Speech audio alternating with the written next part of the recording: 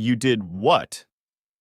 Admiral Chen's voice carried the kind of deadly calm that made even hardened veterans wish they were anywhere else in the galaxy. The Caxloid ambassador's tentacles twitched nervously. We neutralized a potential military threat within our sovereign space. A hospital ship. Chen's words fell like ice chips. You neutralized the HMHS Nightingale, a clearly marked, internationally recognized hospital ship carrying 3,000 patients, including civilians from 12 different species, including your species. Our intelligence suggested— Your intelligence, Chen interrupted, was about as reliable as a chocolate teapot in a supernova. The Nightingale's transponder was broadcasting on all frequencies. Its hull was painted with regulation white and red crosses visible from orbit. It had filed all proper flight plans and permits. Hell, you had 72 of your own citizens aboard receiving treatment for Rigelian fever. The ambassador's skin shifted to a mottled gray-green, the Caxloid equivalent of breaking into a cold sweat. We may have acted hastily. Hastily! Chen's laugh could have frozen helium. You know, it's funny. Humanity spent centuries arguing about the ethics of war, the Geneva Conventions, the Outer Worlds Treaty, the Mars Accords. We actually managed to get most of the galaxy to agree on some basic rules of engagement. Pretty impressive for a bunch of primitive bipeds, wouldn't you say? The ambassador remained silent, which was probably the smartest thing they'd done all day. And you know what the really interesting part is? Chen continued, examining his perfectly manicured nails. Throughout all those discussions, there was always one constant. You don't attack medical personnel. You don't target hospitals. And you absolutely, positively, do not blow up clearly marked hospital ships carrying thousands of helpless patients. He looked up, dark eyes glittering. Would you like to know why? The ambassador's translator crackled with static as they stammered. Our high command wishes to express deepest regret. It's not because we're nice, Chen cut in, though we try to be. It's not because we're squeamish about violence. Trust me, we wrote the book on that. It's because even the most bloodthirsty warmonger in human history understood one simple fact. If you make medics fair game, nobody gets medical care, including your own people. He stood, straightening his immaculate uniform. But you know what? That's not even the main reason anymore. The main reason is that we've spent the last few centuries trying very, very hard to be better than our ancestors, to rise above our baser instincts, to prove that humanity could be more than just clever apes with guns. The Admiral's smile was not pleasant, and you just gave us the perfect excuse to stop trying.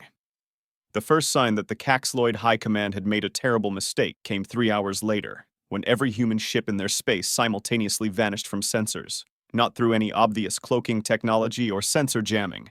They simply winked out of existence between one sweep and the next. The second sign came 2 hours after that, when their most heavily fortified military installation, Deep Space Fortress Immutable, ceased all communications. When the rescue fleet arrived, they found the station intact but completely empty. No signs of battle damage, no bodies, just 8,000 Caxloid personnel gone without a trace, leaving half-finished meals and still warm beds behind. The third sign was when their orbital defense grid started broadcasting "Never Gonna Give You Up" on all frequencies. This was particularly concerning as none of their computer systems had any record of the song being added to their databases, and no one could figure out how to make it stop.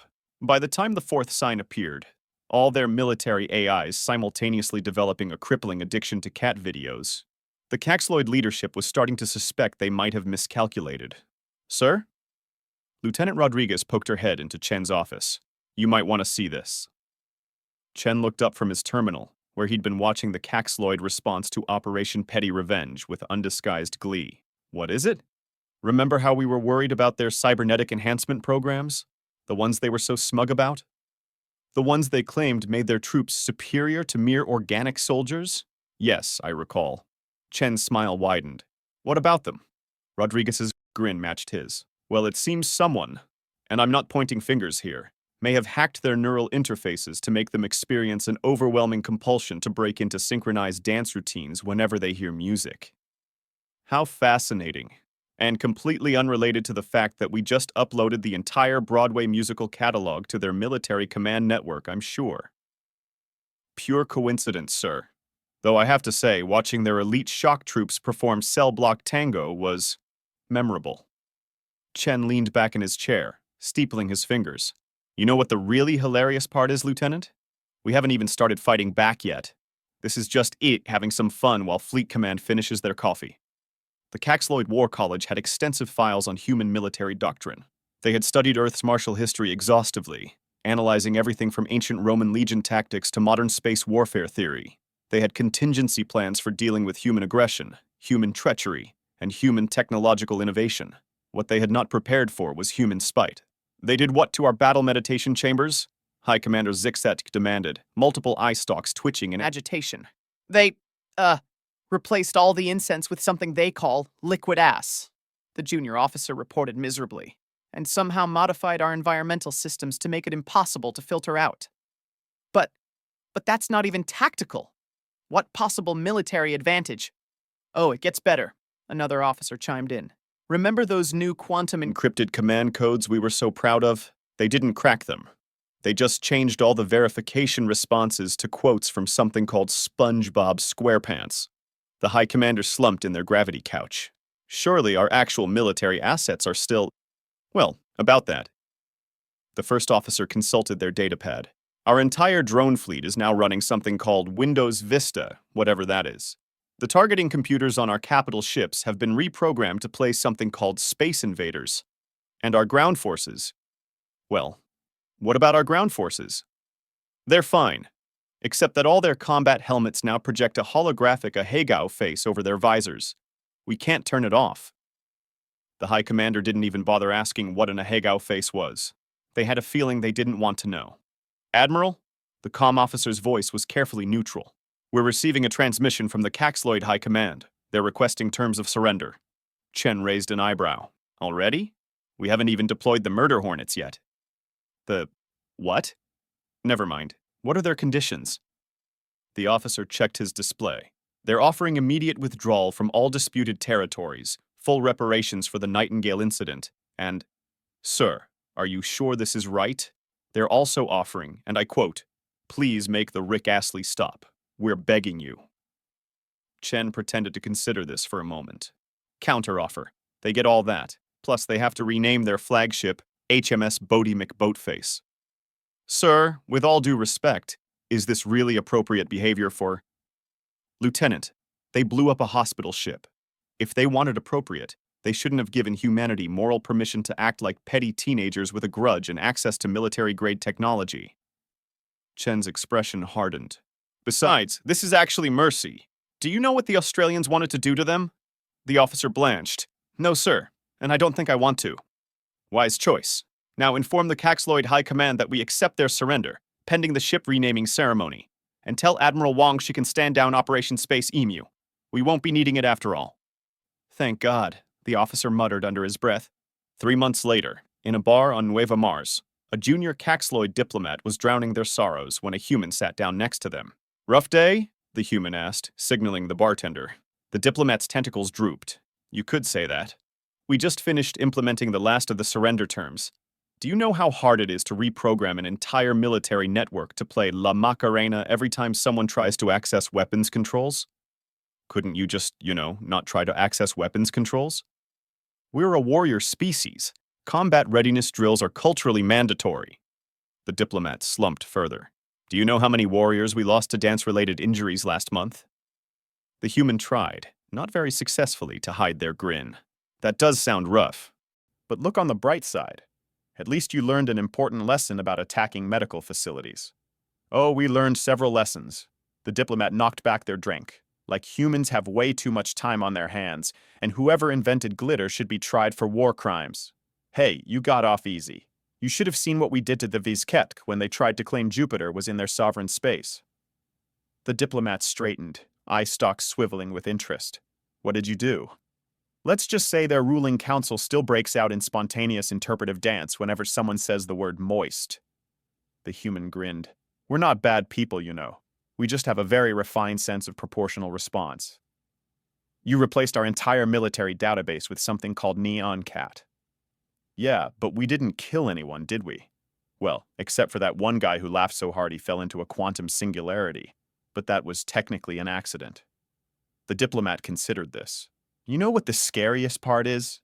We actually gained respect in the galactic community after this. Everyone else thought we were crazy to provoke humans in the first place. Oh? The human raised an eyebrow. Why's that?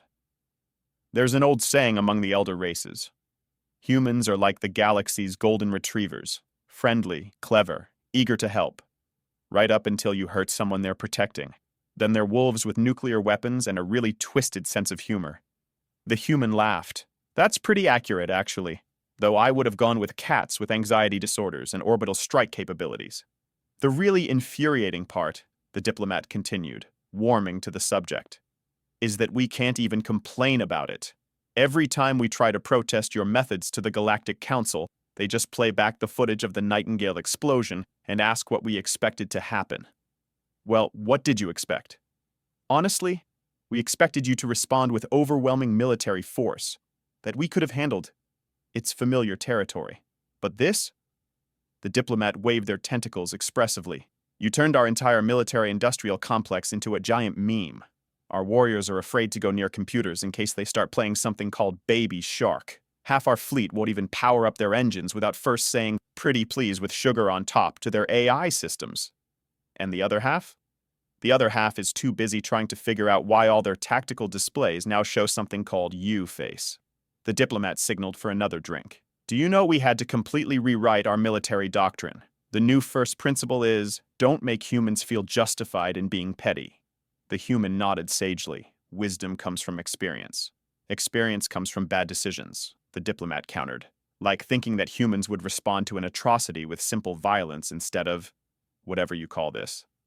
We call it proportional response with style. The human stood up, leaving some credits on the bar. Oh, and by the way, that drink you just ordered? The replicator is programmed to only serve it while playing What's New Pussycat on repeat. The diplomat's eye stalks all focused on their glass in horror just as the first note started playing. You monsters, they whispered. The human just winked and walked away, humming along. In the aftermath of what became known as the hospital ship incident, or that time humanity weaponized musical theater in some circles, the galaxy learned several important lessons. 1. Don't attack medical facilities. This should have been obvious, but apparently some people needed a reminder. 2. Humans have a surprisingly nuanced understanding of psychological warfare, most of which seems to involve finding new and creative ways to be incredibly annoying. 3. Any species that thinks having superior technology means they can ignore basic rules of warfare probably hasn't considered how that technology can be repurposed to play Never Gonna Give You Up on infinite loop. 4. The Geneva Conventions weren't created to restrict humanity's capacity for violence. They were created to restrict humanity's capacity for creative pettiness. 5. There are far, far worse things than being defeated in honorable combat, like having your entire battle fleet's command and control systems replaced with Tamagotchis that need constant attention, or they get sad and won't let you fire your weapons. As for Admiral Chen, he retired shortly after the incident, citing a desire to pursue other interests. He now runs a consulting firm specializing in innovative conflict resolution strategies, which mostly involves teaching other species how to be just annoying enough to avoid actual warfare. The Nightingale was rebuilt, bigger and better than before. Its new design includes several interesting features, including a state-of-the-art defense system that, when activated, somehow manages to hack any hostile targeting systems to display nothing but pictures of cats wearing bow ties. The Caxloid military, meanwhile, has developed a peculiar new tradition. Before any major strategic decision, they ask themselves, what would humans do to us if this goes wrong? The fact that this question usually leads to immediate reconsideration of their plans is probably not a coincidence. And somewhere in the depths of space, a Caxloid battlecruiser formerly known as the Indomitable Pride of the Empire continues its patrol route under its new name, HMS Bodie McBoatface. Its crew has long since given up trying to prevent the ship's AI from adding UWU to the end of every official communication. Some say that on quiet nights, if you tune to the right frequency, you can still hear Rick Astley echoing through the void, a reminder that some lines should never be crossed, and that humanity's response to atrocity isn't always the simple violence everyone expects. Sometimes it's much, much worse. It's show tunes, and that's why we're having this mandatory galactic seminar on why you shouldn't make humans mad, a comprehensive guide to not doing stupid things. The Galactic Council representative announced to be assembled diplomats from 200 species. Avraxian raised their crystalline appendage. Is this really necessary? Surely we all understand basic. 3 weeks ago, the representative interrupted. Someone tried to claim copyright on the concept of pizza. The humans responded by broadcasting the entire history of pineapple as a topping to their cultural database. I fail to see how that's a punishment. The claiming species were lactose-based intelligence. The near concept of food on dairy caused a minor religious crisis. The room winced collectively. Another diplomat, this one a floating cloud of sentient plasma, pulsed with curiosity. But surely that was an isolated... Last month, the representative continued relentlessly. The Hazurk consortium attempted to impose transit fees on medical supply routes. The humans responded by reprogramming their entire banking system to process transactions exclusively in something called Dogecoin. That doesn't sound so... Their economy is still trying to recover from the meme-based inflation. The representative's expression suggested they were developing a headache. And don't even get me started on what happened when the YIF Federation tried to ban coffee imports in human space. The room grew very quiet. Everyone had heard about the coffee incident. Several species were still in therapy. Meanwhile, in a secret facility on Earth's moon, which wasn't actually secret, humans just labeled it bad because it sounded cooler. A special task force was hard at work. All right, team. Director Sarah Chen, yes, that Chen, it turns out spite runs in the family, addressed her staff. Status report on Operation Party Popper? A harried-looking analyst pulled up a holographic display. We've successfully mapped the entire galactic Neen ecosystem. Any species that so much as thinks about violating medical neutrality gets an immediate cultural payload of early 21st century internet content. Excellent. And the emergency response protocols? Another analyst, this one sporting a t-shirt reading Spite Sciences Division, raised their hand. We've expanded beyond Rick Astley. We now have the capability to deploy everything from Naya and Cat to that one video of a guy eating corn on a drill. What about the new defensive systems? A technician who appeared to be made entirely of caffeine and bad decisions grinned manically. You're going to love this. We've developed what we're calling the reverse card protocol. Any hostile action against medical facilities automatically results in the attacking species' entire entertainment network being replaced with medical training videos. Standard medical training? 8-hour lectures on proper hand-washing techniques, in PowerPoint, with Comic Sans. Director Chen nodded approvingly. That's borderline evil. I love it. What else? Well, a quantum computing specialist chimed in. We've also perfected the why are you hitting yourself algorithm. Any weapon system targeted at medical ships automatically redirects to play practical jokes on the attacking fleet instead. Define practical jokes. Last week we tested it on some pirates. Their targeting computers now require them to solve dad jokes before weapons will fire. The specialist's grin widened. We also made their ship AI speak exclusively in Uwu. How many of them surrendered? All of them. 2 crews actually requested political asylum just to escape the Uwu speak. Director Chen paced thoughtfully. Good, good. But we need more. Something really special for serious violations. A junior researcher who had been quietly vibrating with excitement finally burst out. What about deploying K-pop? The room fell silent. Even for them, that seemed extreme. Explain, Chen commanded. Well, we've analyzed the Caxloid incident, and while the Rick Astley deployment was effective, modern problems require modern solutions. I propose Operation Boy Band, a graduated response system using increasingly catchy pop music. Go on. Level 1 is your basic earworms. Baby Shark. What does the fox say? That sort of thing. Level 2 deploys classic boy bands. Level 3 is K-pop. And for truly serious violations, the researcher paused dramatically. Level 4 is It's a Small World After All on infinite loop. My God, someone whispered. That's against the Geneva Suggestions. The Geneva Suggestions, Chem reminded them, didn't account for people bombing hospital ships. Besides, we're not hurting anyone. We're just helping them develop a deeper appreciation for musical diversity. In a bar on Nueva Mars, yes, that bar, it had become something of a diplomatic hotspot since the incident. A group of alien diplomats were sharing horror stories, and then they replaced all our military alerts with something called vines. A Zixilkian ambassador was saying, "Do you know how hard it is to maintain martial dignity when every incoming missile warning is just roadwork ahead?"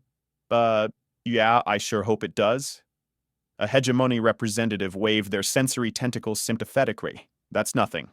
When one of our merchant guilds tried to corner the market on medical supplies, the humans didn't just crash our economy.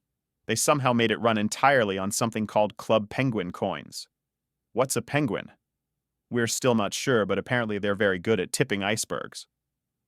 A newly arrived diplomatic aide hurried up to the group, looking disturbed. Have you seen the latest?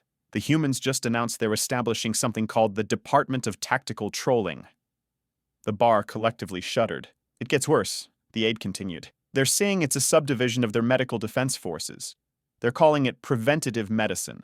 How is psychological warfare preventative medicine? According to their press release, and I quote, "The best treatment is prevention, and the best prevention is making sure everyone understands exactly how creatively petty we can get if they mess with our medical ships." A grizzled veteran in the corner who had survived the coffee incident spoke up for the first time. You know what the really scary part is? It's working. There hasn't been a single attack on a medical facility in months. Because everyone's terrified of ending up like the Caxloids? No, because everyone's terrified of ending up in the humans' mechs training exercise. Did you hear what they did to that asteroid belt that was threatening a medical transport route? The bar leaned in collectively. They reprogrammed all the mining robots to perform synchronized swimming routines in hard vacuum to stay in alive. But that's not even a threat. Exactly. The veteran took a long drink. They did it just to prove they could.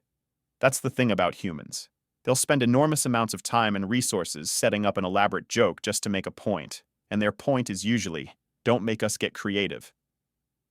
Back in the lunar facility, Director Chen was reviewing the latest reports when an alert flashed across her screen.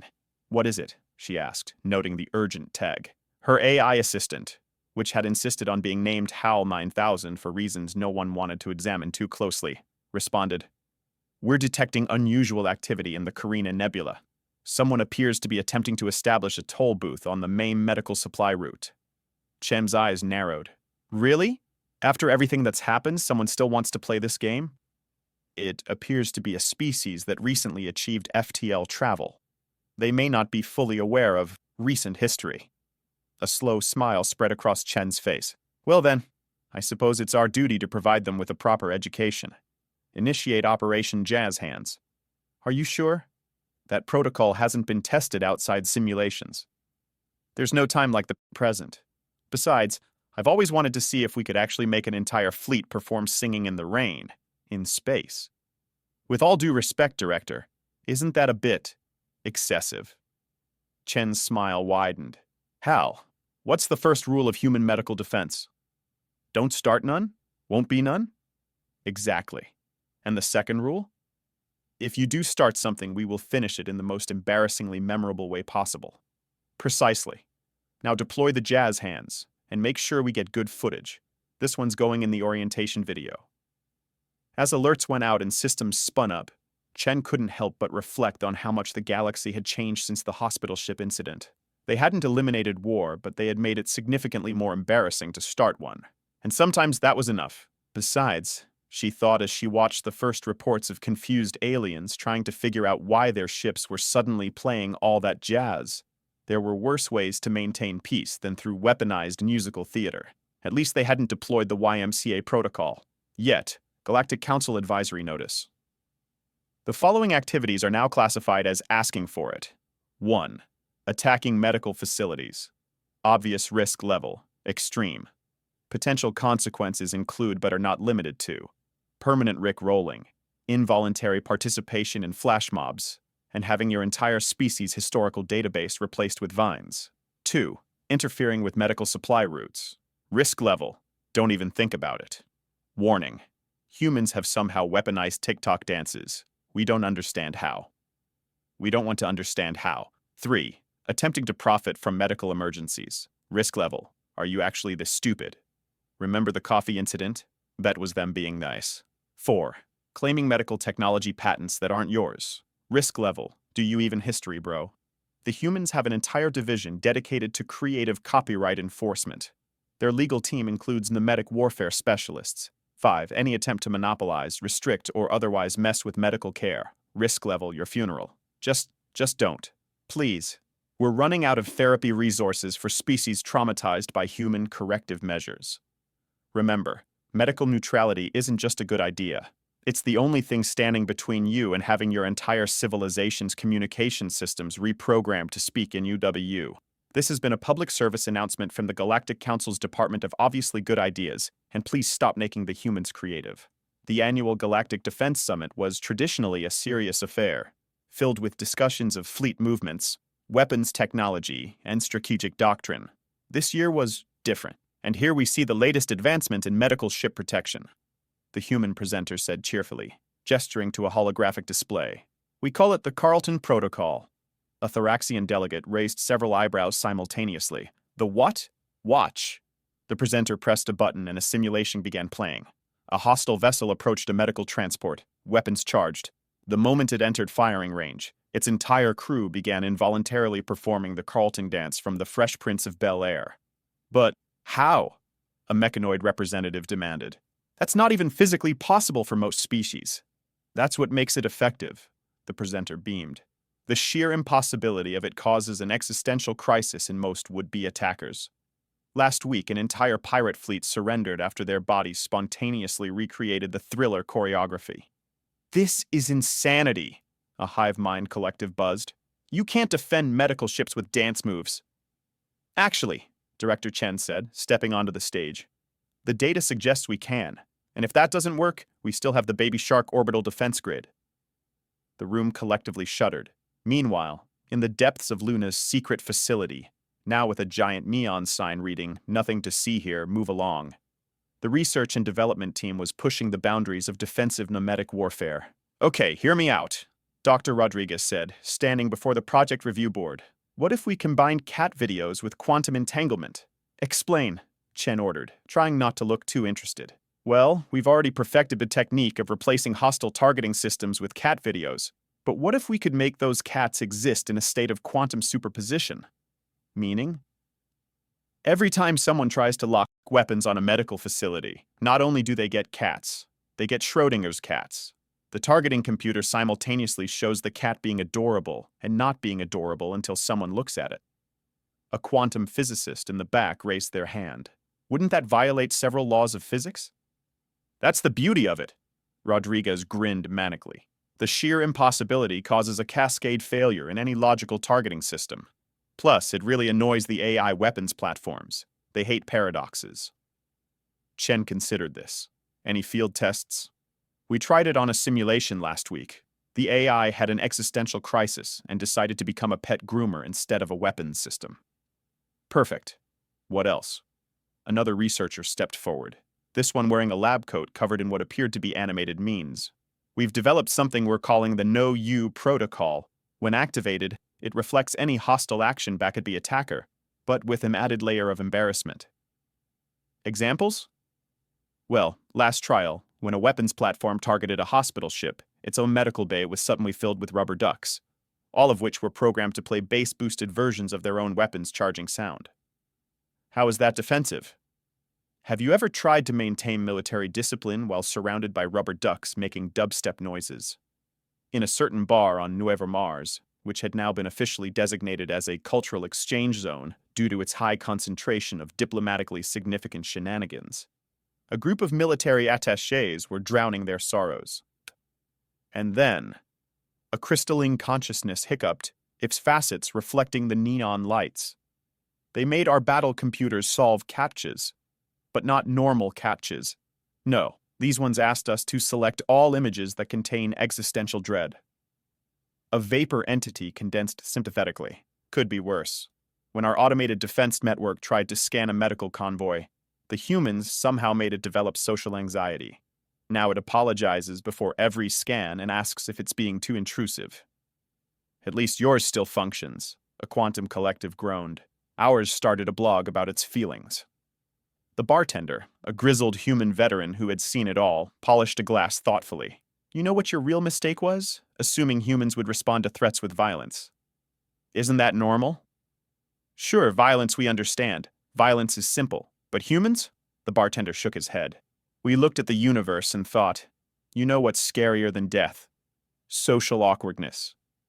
The Galactic Council's Department of Human Containment, recently renamed from Human Management, after the previous name caused an incident involving productivity seminars and team-building exercises, was having an emergency session. They've gone too far this time, the chief administrator declared, waving a report frantically. Do you know what they've done now? Do we want to know? Several delegates asked simultaneously. Oh, you'd hate hearing about how we discovered penicillin then? Kumar chuckled. Or artificial sweeteners, or the slinky. Actually, a lot of human innovations came from people either making mistakes or deliberately ignoring the intended purpose of things. Speaking of ignoring intended purposes, O'Brien called out. I think I just figured out how to make the quantum destabilizer play music by manipulating subspace frequencies. Anyone up for converting it into the world's most overpowered speaker system? The Zekthar scientists' patches all shifted to a uniform shade of what the humans had dubbed existential dread blue. But why would you need a weapon-grade speaker system? Wave of Understanding asked, clearly dreading the answer.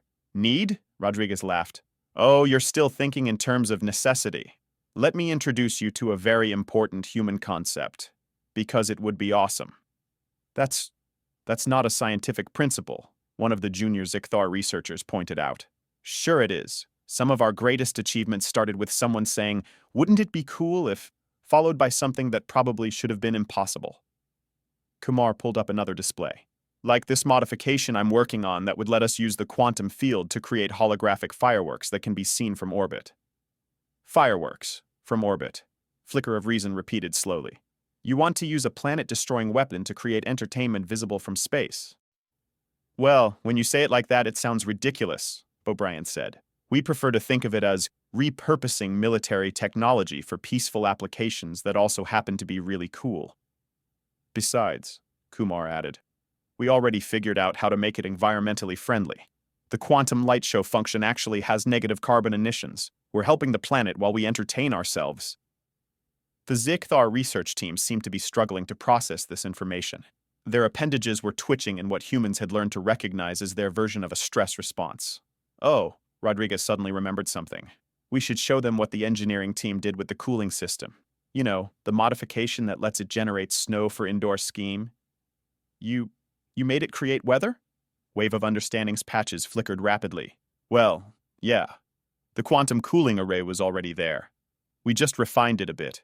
Now it can maintain perfect powder conditions for skiing, while simultaneously making hot chocolate. Kumar beamed proudly. We're calling it the Winter Wonderland Protocol. The truly terrifying part, Flicker of Reason observed to their fellow researchers, is that they're probably going to have this all working by next week. Oh no, the skiing function already works, O'Brien corrected. We tested it yesterday. Marketing wants to call it Quantum Powder TM, but we're still working on the trademark issues. Marketing? The alien's translators seemed to glitch on the word. You're planning to sell this? Effect. Turns all dramatic moments in enemy battle plans into recreations of the dramatic chipmunk video. Note. Surprisingly effective against species that don't know what a chipmunk is. 4. The Wikipedia Gambit. Status. Theoretical. Proposed effect. Redirects all tactical queries to Wikipedia, but every article is about why attacking hospitals is bad. Current issues. Test AIs keep getting lost in link chains about ancient Earth means. 5. Ultimate weapon. The Karen Protocol. Status. Forbidden. Effect. Redacted. Note. Some lines even we won't cross. Director Chen. Remember, our job isn't just to defend medical neutrality. It's to make violating it so embarrassing that no one would even consider it. And somewhere in deep space, a hospital ship captain received an alert about an approaching vessel with unclear intentions. They didn't reach for weapons or shields. Instead, they simply pressed a button labeled Culture Shock. The approaching ship's crew suddenly found their entire computer system replaced with something called Club Penguin, and their universal translators would only communicating Doge speak. They withdrew without firing a shot. Much defense. Very peaceful. Wow. The end, until someone else does something stupid.